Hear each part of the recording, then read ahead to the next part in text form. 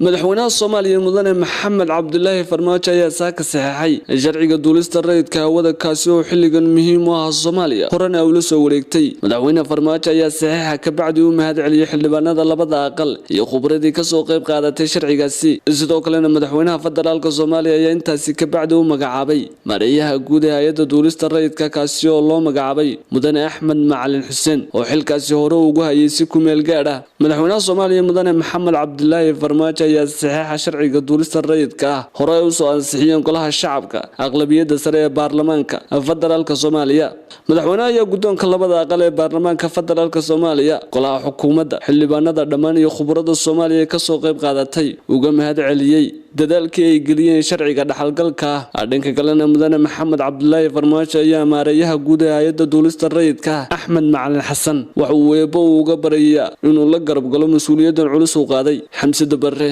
Star TV